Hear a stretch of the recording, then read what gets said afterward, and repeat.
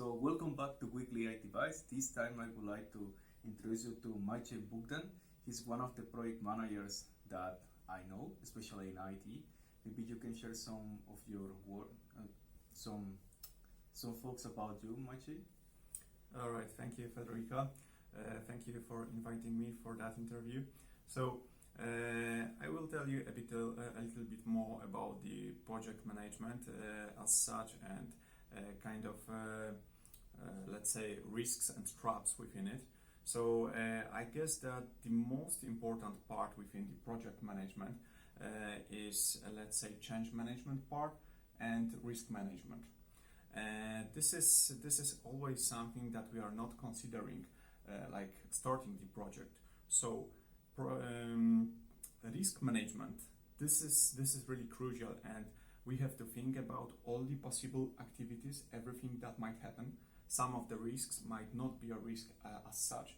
They might be as well kind of an opportunities for the future. So it's better to consider if we can accept that and move forward toward the project, or this is a real risk over which we should to focus. So this is like that we can't, let's say, avoid risk. We have to approach it and make the proper decisions. So there are simple steps we have to consider if this is something that we can't, let's say, share with another stakeholder. We have to do it on our own. Then there are a couple, let's say, options for us. We can think whether this is something that we have to accept, and this is like it is, or there is another way to overcome it in another way, to transfer, let's say, a bit responsibilities or deal with it. So if it comes to the opportunities, it's really important to make sure that we will have proper capabilities for it. I mean, regarding the time frame as well the resources. This is good, and this is connected as well with the management of changes within the projects, because leading the project we will let's say run into situations that business will come back to us and will say, okay, come on, we will have some additional features there, and can we do it or not? Obviously, we are having a big project and we have everything planned already, and this is really hard to predict. So we have to be aware of our decisions and predict, let's say, kind of functionalities, and predict the risks that might impact on whole of the project. However, those additional features, as I call them as well, opportunities for us, might extend the project and even bring a better benefit for the future. So this is really nice. So those are the main aspects while, let's say, leading the project, and we are only focusing on delivering it, following the plan, never considering those two aspects connected to the risks and change management. So now, before going further, maybe you can tell us some words about who you are. How did you finish in project management? Because I remember that, for example, you even started working with BB.NET or something very different. How did you finish in this area? Yeah, this is true. So originally I'm like developer. So I started my work just developing simple, let's say, processes, mostly in logistic departments, and it was connected basically with the SQL databases, some, as you said, VB.NET applications, mostly desktop applications. However, I had as well experience working with the data warehouses, building prediction systems, so I could implement that practices and as well experience in a further, let's say, activities that I performed. So next I moved to the role as a kind of a leader of the group, technical group, where we were doing as well kind of technical updates, designing processes, mostly in master data domain, and taking care of reporting solutions and let's say any kind of business inquiries. And on the later stages, I were as well involved in project management. So we were, let's say, leading projects connected to the RPA solutions within the company, or analytic solutions. So that was mainly it, and that was the start, and let's say, for my career. And how did you decide, for example, to choose between Agile or Waterfall? Because this is something that sometimes is, I say, tricky when you design a project. Yeah. Previously, when I used to work in a waterfall approach, it was the best system I've ever worked. I said I will never change it. When I was forced a bit by my supervisors to change to the Agile, I worked then in a Scrum methodology. I was a bit reserved and didn't wanted to practice it. However, when I discovered the real power which is behind that, and how fast we are able to deliver those values, and that the let's say middle results and end results are achievable really fast, it was amazing for me. I never considered that being in a so mixed squad, if it comes to the team members, we are able to deliver fantastic solutions. So it was amazing experience, and I got kind of a lesson learned as well from it, that this is really nice and we should follow such an activities if it comes to the development strictly, if we are talking about let's say code development within the IT. So as my next step was implementing that Agile spirit within our company, which are and we are doing it right now for almost 2 years, I would say, with a great effect. Previously, we were able to deliver, for example, one report for the client within 2 months period, and just right now, having the let's say Scrum team, we are able to deliver 4 reports even in 1 week. So huge improvement, and we are calling it as kind of reporting factory right now. Well, this seems like a big change.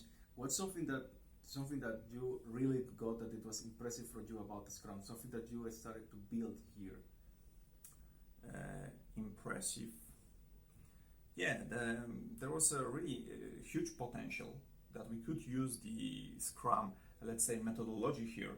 It is really light, and we have, let's say, separate room even for that activity. What is not really obvious, having considered in other companies, you need additional space for it. Obviously, we are having one wall only for labels saying which is done, which is in progress, with the items waiting as well. So this is really nice, and I mean that whole change was really impressive, and building that within the team, and let's say teaching those practices, it is really nice to see how they evolve, and how we can move people from one level to another.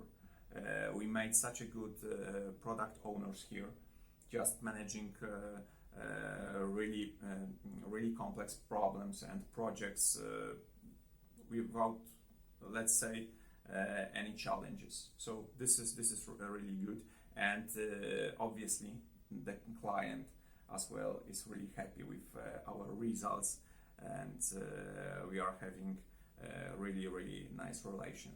Everything is right now transparent and visible on each side, so we are able to say on which step of the project we are, when we will be able to finish, and the client, other stakeholders are just connected to it and can see in the same way as we do it.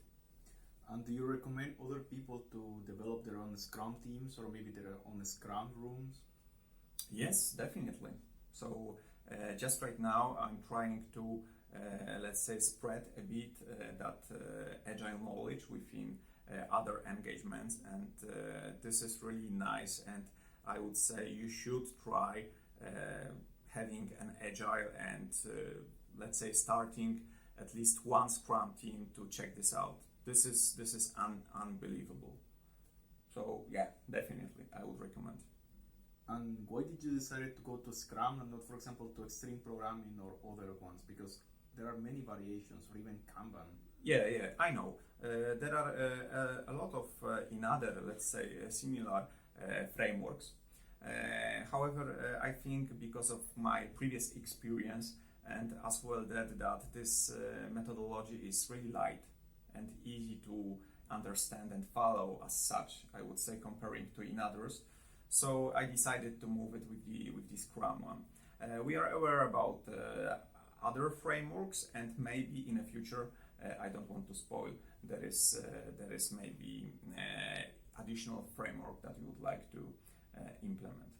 But it is really nice that we started at least one framework of the Agile, and would be nice if we spread it for another engagement and we could work in that methodology.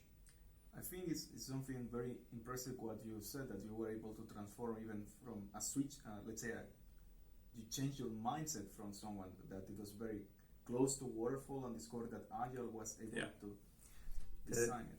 Yeah, you need to know that this is not an easy activity and easy task. This is like putting your word upside down, literally, and it demands, let's say, huge motivation and as well understanding on each side. So we had a lot of, let's say, discussions with the client, explaining what is the Agile, how we gonna work, what are the rules, what we can do and what we can't. And that was the process that we were doing as well, not only within the Scrum team. We were doing the trainings for whole stakeholders or even whole engagements in order to bring them that awareness that, hey guys, something's gonna change and we will be working in a pretty different way.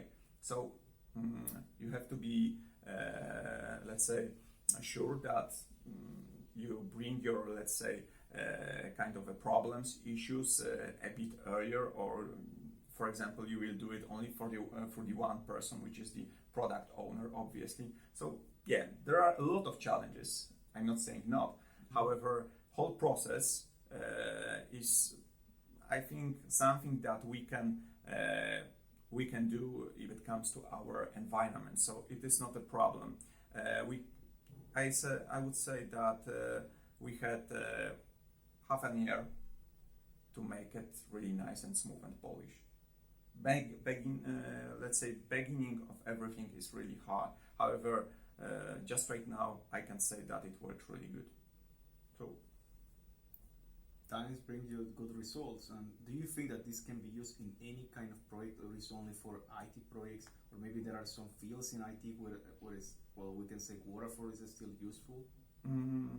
Yeah, a lot of companies are using a mixture of some kind of a methodology. It's not only about the one of the methodology.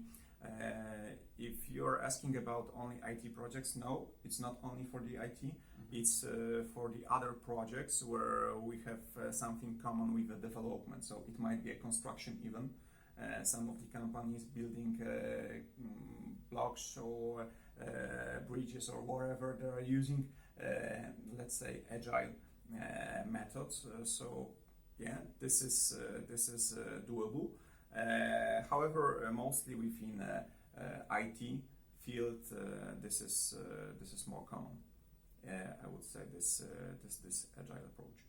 And if people would like to start their own journey in Agile, where do you recommend them to start? Because if you Google it, the word Scrum, you can find thousands of documents or even thousands of sites that are not what you expect. Yeah, I understand that there are a lot of, let's say, information on the web about the Scrum and Agile as such. However, the best practice, I would say, is to start doing it. Even in a, let's say, kind of a cripple way, and doing it like better and better from sprint to sprint with kind of a tunings. than only reading the literal. Because this is really hard to learn only by reading the articles. You have to apply it on a real environment. This is, let's say, the place when everything starts working, and you can see if it goes in a good direction or wrong, or what should be done to make it better.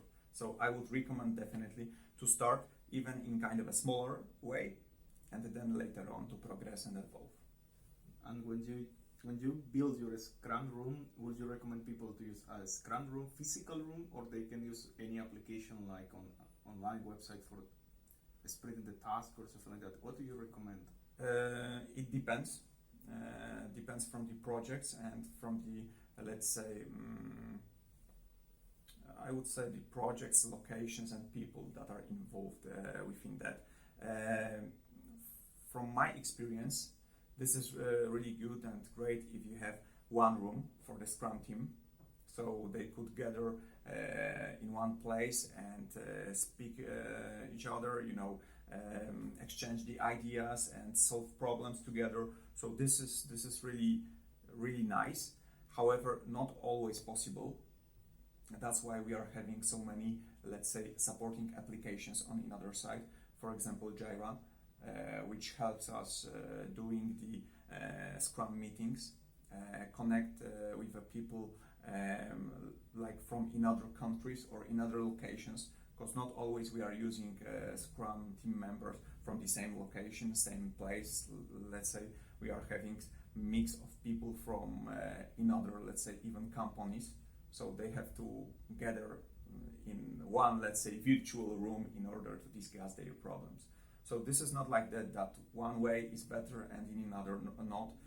This is regarding the project and dependencies within it. Yeah. So. And some tips that you would like to give to the people when they start this journey in Agile, something that you think you learned that most of people think this is obvious, but it's not. Okay, so I guess one of the tips is to always make a single point of contact, which is the product owner, and to keep to it. Because every time we are trying to do something, let's say off the record, to discuss with another person, and it's not good. Let's try to keep that one person, and this product owner will have a knowledge what we are going to do, and if there are any challenges or problems, we'll be able to react and resolve them in a proper manner. Otherwise, it's really hard to handle. So let's keep those rules, and don't forget about main Scrum meetings. This is important. Sometimes, like activities like daily Scrum, it might look a bit silly at the beginning, whole team reporting to each other, discussing what they did, what they will do, and what they had with what they had problems. So it looks a bit weird. However, it makes the proper understanding within the whole team on which level the project is and how they should tackle the next day. So don't forget about whole meetings. This is really crucial and important. Thank you very much, Maciej. Do you have any final thoughts that you would like to give? Yes, thank you, Federico, as well for the interview. I would say my final thought will be keep agile, guys, and start doing it. Thank you very much, Maciej, and as always, try to be an agent of change. Thank you for that.